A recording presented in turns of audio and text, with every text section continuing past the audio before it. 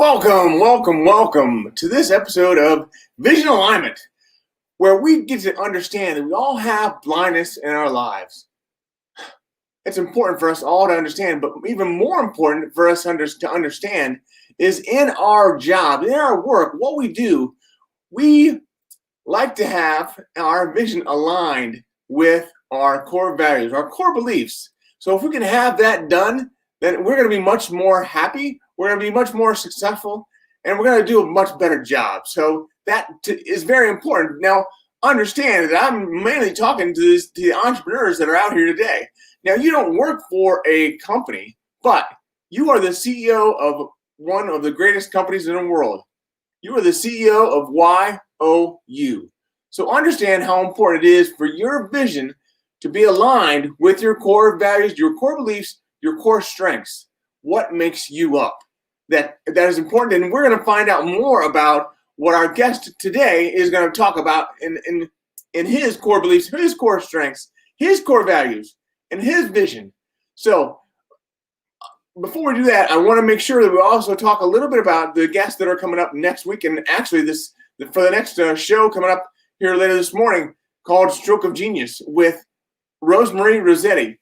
She is phenomenal. So I can't wait for you to hear from Rosemary, because it's going to be a continuation of last week where we talked more about her challenges that she went through and actually the caregivers and what they had. So stick around for the end of the show, and we're going to go through the schedule for next week. But without any further ado, I want to bring on our guest today, Mr. Jay Baer. Hey, Jay. Brian, what is going on? Thanks for having me. It's great to have you. I'm so glad you could come on. Thank you. You bet. Well, tell me, Jay, for the audience out there, and by the way, for the audience out there, as you listen to this, please share the video with as many people as you can, because I love to have this community continue to grow, and we're doing such a great job, and we're hopefully helping a lot of people. But share the video, put in a hashtag of hashtag live if you're listening to this live. If you're listening to this on replay, put in a hashtag replay. And if you have any questions for Jay or for me, just put them in the comments, and we'll answer them when we can. So again, hashtag live, hashtag replay, and share this video out. So having said that, Jay, tell me a little bit about your story. Well, thanks for having me, Brian. My name is Jay Baer. I run a consulting firm called Convince and Convert. We do digital marketing and customer experience advice and counsel for some of the world's most iconic brands. I am a 7th generation entrepreneur. My son is an 8th generation entrepreneur. I have written 6 business books, have started 5 companies. I spend quite a bit of time giving presentations and such, working with clients. I used to be on the road, a couple hundred days a year. Now I'm on the road 0 days a year, but luckily doing a lot of virtual presentations for great companies and organizations. I started off in politics, and glad I'm not doing that anymore.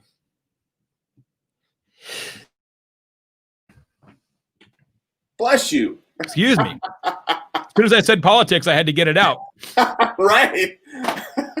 That's funny. So how did you end up, you were an entrepreneur, you're a 7th generation entrepreneur, which I think is fascinating. But tell me, how did you get to a point? You came from politics. How did you get to a point to doing what you're doing now? Yeah, I started in politics. I was a political consulting kind of major and started working on campaigns and elections. And then I realized that's a tough, kind of a tough business to be in. And I went from politics to marketing. I sort of figured, look, if I can get somebody elected, I can sell soup or furniture or what have you.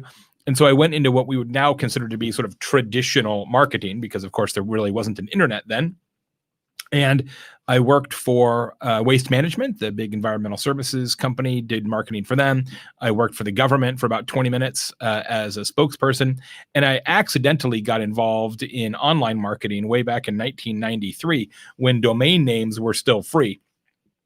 Some friends of mine from college had started the very first internet company in Arizona, where I'm originally from. And we had a beer one night, and they said, this company's starting to get a little bit bigger, and we don't know anything about marketing. And I said, well, that's okay. I don't know what you mean when you say internet, but it sounds like fun. So I left my job working for the government and started at an internet company, having never been on the internet, which is an interesting first day of work, certainly. And from there, have been involved in a series of internet-based kind of professional services companies. And about, let's see, what year is it now? 2020? It's about 12 years ago, I started this firm, Convince and Convert, after I'd sold a previous consulting firm. And it was just me in my house. And I started to write a blog. And I wrote a daily blog post about marketing and digital and social media and stuff. And that blog started to get more and more popular. And it's now read millions of times a year. That's awesome. And because the blog got popular, a publisher contacted me and said, would you like to write a book? And I said, yes, I would like to write a book. So I wrote a book, and then I did a book tour. And during that book tour, gave a series of speeches. And I hadn't done too much of that in the past, a little bit here or there, but really not much at all. And people said, oh, you're actually pretty good at that. I said, am I? And my aunt was a longtime corporate trainer and sort of workshop leader. So she had some notion of kind of the speaking business, if you will. But that book tour is sort of what really kind of started me on the path of becoming a professional speaker, and sort of one thing led to another. And, you fast forward 10 years and here I am in the Speaking Hall of Fame. Wow. Yeah. So tell us a little bit about that. How do you get in the Speaking Hall of Fame? I know there's an acronym for it, CPAE, yes. But you don't have to tell us what all that means. But how do you get in the Speaking Hall of Fame? It's actually a fantastic and to, at least to me, a meaningful award, because the only way you can be inducted into the Professional Speaking Hall of Fame is to be voted in by the existing living members of the Hall of Fame. So if you think about, say, the Football Hall of Fame or the Tennis Hall of Fame or the whatever Television Broadcasters Hall of Fame, there is often a vote of the general population and or the media. In this case, the existing members, and there's 190, I think, or so living members, vote on individuals that they think are worthy of induction, and usually there's 5 or so per year. So it's fantastic to be among them. I'm not certain that I deserve the honor, but I'm not going to give it back. Wow. Yeah, I don't blame you. So you've been doing this for 10 years, and you're already in the Speaker Hall of Fame. So it is a little unusual. Yeah, usually, and look, I didn't give a paid speech until I was 40. Really? And that's unusual. Most people who end up doing a lot of speaking start younger in their career. Not always, but it's more common to start younger, and I just didn't. And I was, working on other things. Yeah. Well, that's awesome. So my good friend Eric Bam, he's on here today, and he's a professional eater. Nice. Anybody else on? Just give us a shout out. Let us know where you're coming in from. Hashtag live. I love to do that. Also, we can talk more about that a little bit later. But Eric, I'm going to put it in the chat. You need to meet my friend Rev if you don't know him. Rev Ciancio. He's been on my podcast a couple times, and he is a professional pizza reviewer. That is his job. He does pizza and steak reviews. Really? And it's a good gig. And then on the side, he does social media consulting for restaurants. He's awesome. Huh. And he's out of where? New York. Oh, okay. Okay. Yeah. Eric is out of Oklahoma. So, I'm sure that in the pizza world that they'll know who they are. So I'm just glad that there is a pizza world, right? That whole premise makes me happy. Yeah, it's a great place to be. I mean, I love pizza. No doubt. Me too. I'm trying to be gluten-free lately, though. I just not about 3 weeks ago, I got really sick and I thought I had the COVIDs. And then I didn't get any worse, thankfully. And then I talked to my doctor and did some tests, and they thought it was like a gluten attack. And I've had kind of intermittent gluten issues in my life, and a couple members of my family have very bad celiac disease. And so I'm trying to stay away from it. And I got to tell you, I feel better. So now I'm seeking out the gluten-free crust options. Wow. And is that working? Yeah, I feel a lot better. I really do. In a lot of different ways. Huh. Yeah. The Tim Lord and Eric Bam, they have a show that they call the penalty box. And evidently Rev was on. So that's pretty Oh, cool fantastic. that he was there. So Dan Tiano, he's on the show several times. Is that the mate Dave Ciano? Yeah. Rev is his nickname. Yep. Okay. Well, we're getting a little interaction. He actually is a reverend of some sort. I don't know how legitimate that is, but ask him. Well, we've got the pizza boys revved up here, so they're fired up now. Yeah. Live from New Hampshire. Oh, that's awesome. Yeah. So Tim Lord's a good guy. I mean, he has his own marketing firm there in New Hampshire. So that sounds idyllic. What's that? That sounds idyllic. I like the whole idea of marketing firm in New Hampshire. That sounds awesome. Yeah. So there's the hat. One of my oldest friend on the planet is a middle school teacher in Portsmouth, and also is the weekend bartender at the Portsmouth Brewery. So pop in there and see my friend Greg Gilbert to my New Hampshire. Portsmouth, New Hampshire. Portsmouth, New Hampshire. Yeah. Oh, okay.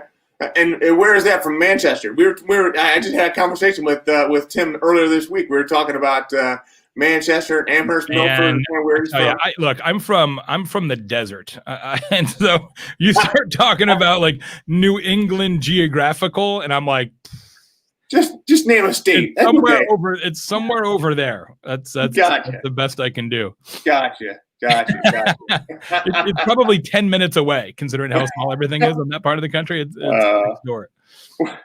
Well, this whole interview is really taking a turn for the pizza. Well, you gotta know your audience. You go where the conversation goes. Precisely.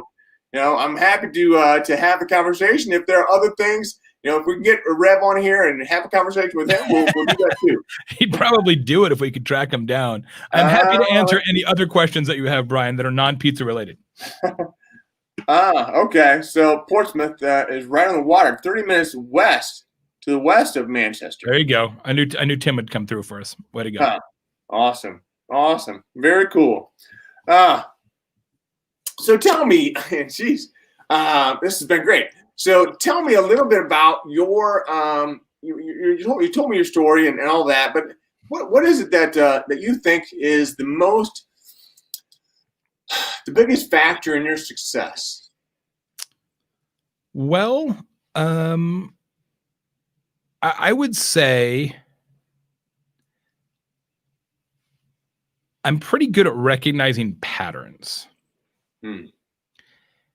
And sort of intuitively sorting out what people are going to want, whether it's information or entertainment or consulting, and kind of seeing that trend or that pattern maybe a little earlier than others, and then putting something together that offers that to the market. I'm not a trend creator. I'm not a crystal ball guy. That's not me. There are a lot of great people who do that. That's not what I do. I'm really more of a translator. So because I'm involved in so many things all the time in so many different types of businesses, I can kind of see patterns emerging, and then I can translate that into a way that a larger group of people can understand it and take action upon it. So I sort of feel like that translator role is what I'm best at. And that's why I write new presentations all the time, and we're doing all this consulting, because I can kind of see around the corner a little bit. And I would say the other thing that I'm disproportionately good at, and I don't actually know why, is I'm a pretty good judge of talent. I have an incredible team at Convince to Convert, and have been really, really fortunate to surround myself with people who are way better at just about everything than I am. And I haven't made too many hiring mistakes in my career, and that will take you a long way. Wow. That's great. So I'm assuming everybody is remote, right? Yeah, we've always been remote, actually. When I started this company 12 years ago, I said, look, I don't want to do this again. I had started a previous professional service firm, grew it, sold it, and then exited. And I'm like, I don't want to repeat that. And so I said, let's keep it small and nimble and sharp, and let's not get burdened by all the sort of trappings of professional services. So we've never had an office. I've got people in every single time zone, some folks outside the US. And I got to tell you, Brian, when we started in 2008, people thought we were crazy. Because we work with big companies, right? And they would say, well, we're going to come to your office for a meeting. Like, well, we don't have one. And like, well, will you come to our office? I'm like, we don't do that. Like, what do you mean? Well, we don't travel. We don't travel to see clients.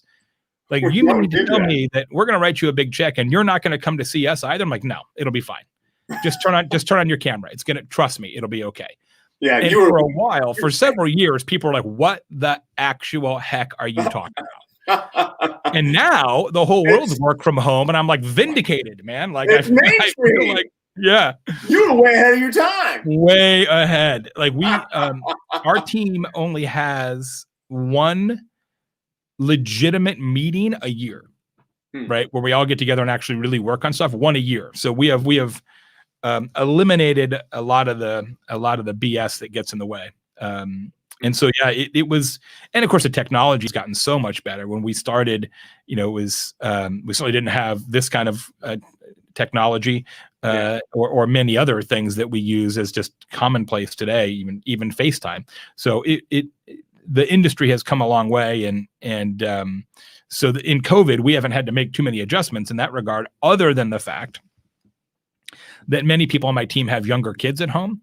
And so now, they're trying to do consulting for Oracle, and there's we also have to monitor third grade homework, right? So that's definitely a challenge. And I've never in my life been happier to have kids in college as opposed to kids in grade school, because I can't help them with their homework really anyway. And the biggest challenge is if they drink my beer, which I could overcome. Right, so we got a question here from Eric.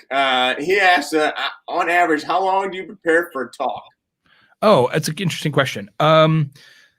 It's actually a harder question to answer than it used to be. In the before times, where it would be a live event and I would take one of my talks and I would customize it for that event and kind of rehearse those drop-ins and things like that. It might be, once the talk is written, which could be, hundreds of hours, but once the talk is written, I might spend half day kind of prepping for a talk.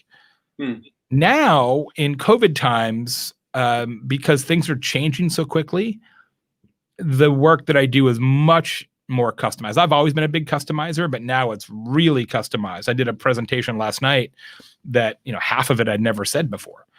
So now I would say it's probably on average a couple days per talk, worth of time. And I'm actually really fast because I've done thousands of talks. So I can put things together very quickly.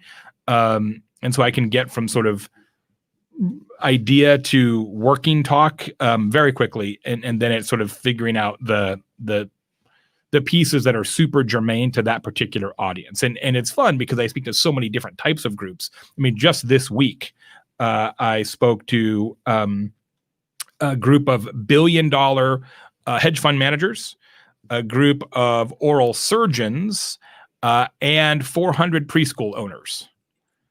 What? There's not a lot of like overlap. the Venn diagram there is the Venn diagram is very thin. But that's what I like about it, right? It's I know just enough to be dangerous about a lot of businesses. That is awesome, and you've done it all virtually, all from your home. Yeah, for sure. I think my audio is a little bit out of sync on this particular broadcast.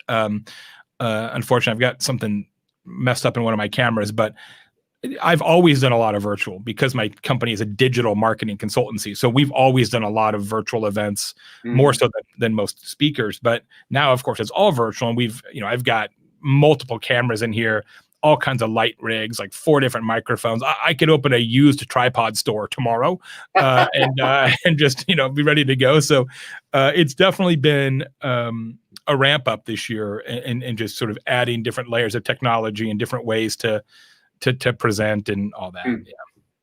Wow. So what are some of the biggest hurdles or obstacles you're still trying to overcome? I mean, COVID being one of them, obviously. Yeah. But it's changed things for a lot of people. Maybe not as much for you.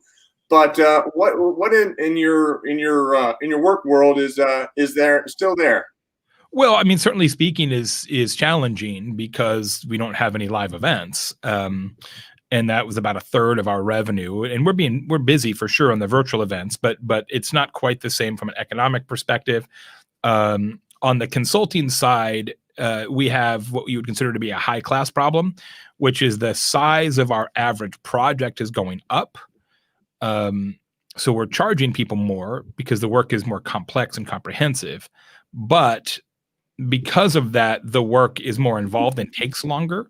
And because we're a small team, and I always want to keep it that way, we're not trying to, have a bunch of people. Kind of the Tetris game of here's a big new project. Who on our team's actually going to work on it? Like who has time to work on that, but they're busy on this one. That kind of client acquisition versus team capacity continues to be a puzzle, and it's the bane of all small professional services firms. We don't have it licked, and we're probably not going to lick it. It's just something that we constantly have to juggle. So want to make sure we brought up your banner here with your. Oh yeah, that's convinceconvert.com. That's the blog that started it all. Literally thousands and thousands of articles and research papers and other assets for owners and managers and entrepreneurs. Knock yourselves out. Huh. Wow. Well, that's awesome. So this time is flying by. So we've got a few minutes left, but tell us a little bit about your vision. And then we're going to go into your blind spots and talk a little bit about your blind spots and how who do you have that helps you to see your blind spot? You can't do that on your own. You can't have a spouse say you can't say your spouse does it because nope. Still, I wouldn't say that anyway. Okay, I'll let you talk then. Yeah, look. So when I sold my previous company 12 years ago, I didn't want to do this. So my plan was to go be a university professor. And I had several universities in Arizona who wanted me to go do that. And then we had, this is 2008, a simultaneous collapse of the stock market and the real estate market. And I thought, I'm not so sure this adjunct professor salary is going to work exactly. And so I started this company on kind of a wing and a prayer. And it's worked out. But I realized a few years ago, Brian, that the reason I was attracted to going to be a professor is that what I really like to do, and sort of my vision, is just to teach. My mom and my stepdad were also educators. And to me, yeah, I'm a speaker and a consultant and all that, but it's just teaching. And you think about speaking, for example, I don't really care how good the speech is in the 60 minutes that I'm with people. I mean, I want them to enjoy it, clearly. But what matters to me is 6 months down the road, have they actually put some of those lessons into practice? Have they improved their business and their life because of what I said? I'm not a magician. I'm not a juggler. I'm not a comedian, right? I'm trying to teach. And so that's my vision, is find different ways to teach. And if I can meaningfully improve the businesses and the lives of my audiences, and however those audiences are correlated, whether it's my podcast or the blog or speeches or consulting clients, if those people can do better, then I will do better, right? If their success will allow for my success. So that's kind of how I look at it. From a blind spot standpoint, boy, you ain't kidding, brother. It's really hard to get caught up at reading your own notices. And so I'm very fortunate that I have an incredible mastermind group. There's 4 of us, and all 4 of us are kind of have similar businesses. We're all speakers, but also have consulting firms of some form or fashion. So shout out to my buddies, all of whom are in the Hall of Fame as well. Mr. Rory Vaden, David Horsiger, and Jason Dorsey. So the 4 of us spend a fair bit of time together and tell each other our deepest, darkest secrets and where we're screwing up. Rory Vaden. I've heard that name. Is he out of New York? Rory's in Nashville. Oh, okay. Rory's in Nashville. And then I'm also a member of a larger group, a larger mastermind group, which has been around since the 1940s. called the Speakers Roundtable, which is a group of 25 speakers. Actually, Zig Ziglar was a member at one point, if you can imagine. And it's a lot of, I love that group because there's a lot of like true legends of the business in it, and they are substantially older than I am in some cases, and just the ability to interact with people who have been there long before I ever considered doing this is really useful. They've made all the mistakes that I'm about to make. Wow. Yeah. So this is great information. So it's nice to hear. You're honest, and you're not saying that you did this all by yourself. It was like not all your idea, and you've been going forward and doing this all along.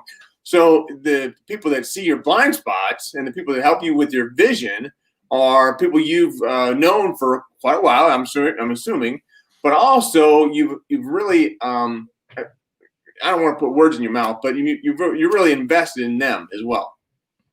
I think it has to be that way, right? I mean, if you're just going to take and never give, eventually people are going to stop investing in you, right? Yeah. I mean, it's got to be a two-way street. Yeah.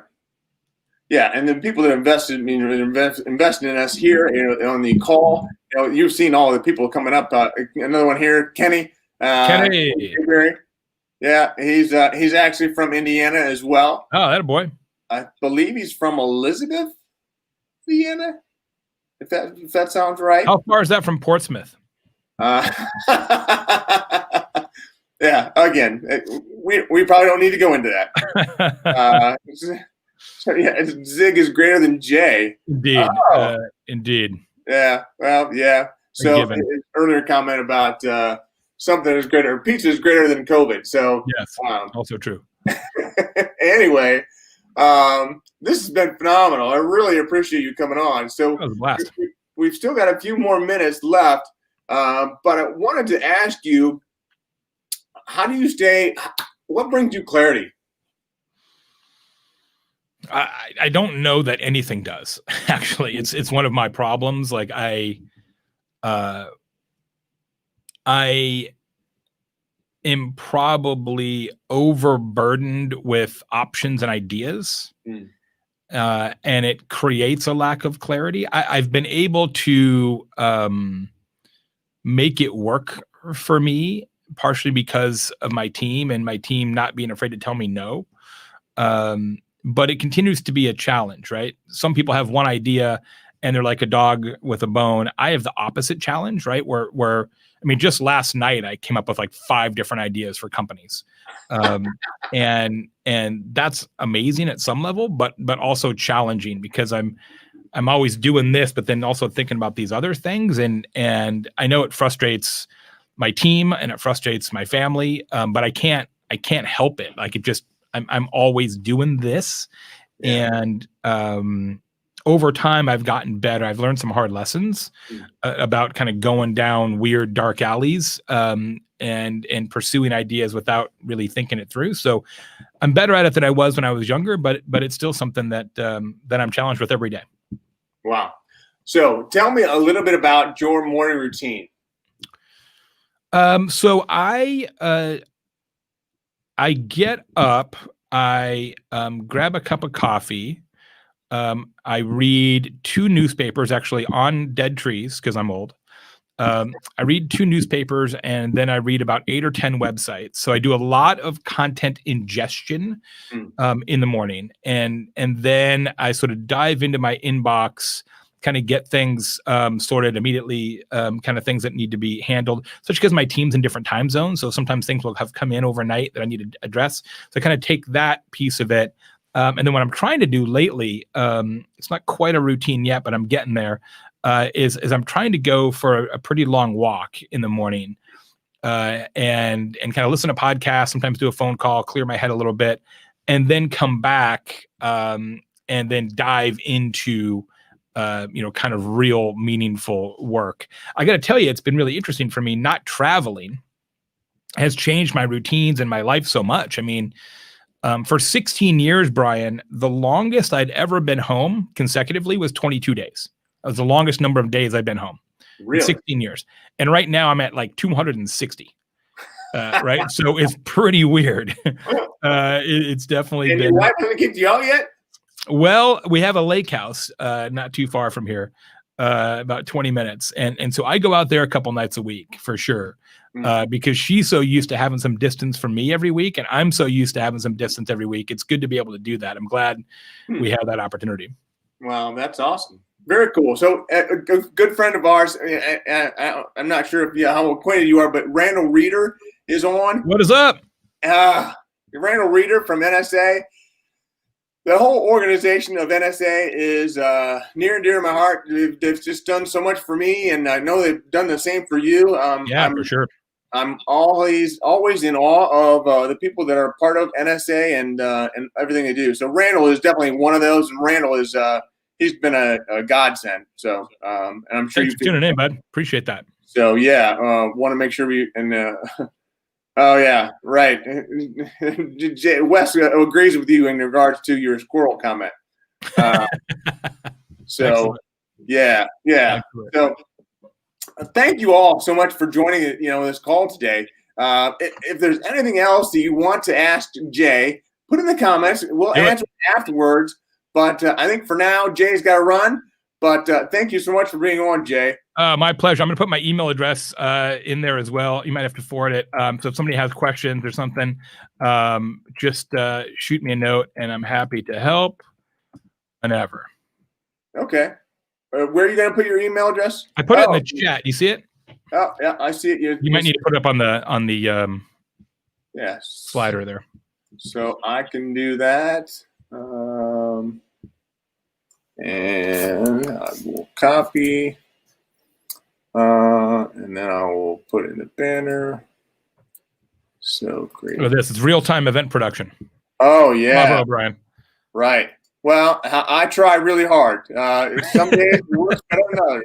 It's doing great. Looks good. So I like StreamYard a lot. I'm a big fan. Yeah, it's been great. So there it is. Jay at You got it. Bingo. That's it. Awesome. Well, my friend, thank you. Happy holidays. Have a delightful and safe time, each and every one of you. Let me know if I can help you. Same to you. Thanks, Jay. Take care. All right. See ya. And I'll let Jay go back to the green room, and we'll hang out for a little bit. But wow. What an interview. I mean, that was phenomenal. Oh, we've got so many more of them coming up. I hope you can be a part of this going in the future. So here at 11:30, we have Rosemarie Rossetti. She's going to be on the Stroke of Genius talking about disabilities and caregivers. But then next week, oh my gosh, I hope you can join us. We've got Mark Ensign, who's going to come on, and he wrote a book. His book is Be a Dick. Yeah, that's really the book. The book is called Be a Dick. So I want you to listen and get a chance to meet and talk to Mark on Monday. Tuesday, we're going to have, let me see, Tuesday, I have the list here. Tuesday, we're going to have, let's see, Ed Tate. Oh, my gosh. Ed Tate, who is a world champion speaker and a coach. He is phenomenal. So really want to make sure you listen in with what Ed has to say on Tuesday. Then Wednesday, I'm off. So Wednesday, I have my doctor's appointment where I'm finding out what's going on with me from a neurological perspective. Yes, there's a lot of jokes in there. So make as many as you want. I'm happy to have them. Yes, my name is Brian with one eye. All that is okay. Nothing's off limits with me. So, yes, that's Wednesday. But then Thursday, we're going to be talking with Mark Brown. Mark Brown, who is another coach, another world champion coach. He's a world champion speaker as well. So a great lineup. And then Friday, we'll have Larry Levine, another great speaker who's going to come in from LA. And then Tom Shelton is going to be on for the Stroke of Genius. So I can't tell you how excited I am. I hope you all can join us. So, just as always, I mean, I ask for you to do as much as you can to understand your vision, to understand your core beliefs need to be aligned with your vision. It's so important, and understand where your blind spots are. But as always, remember to keep one eye on the road. Thank you.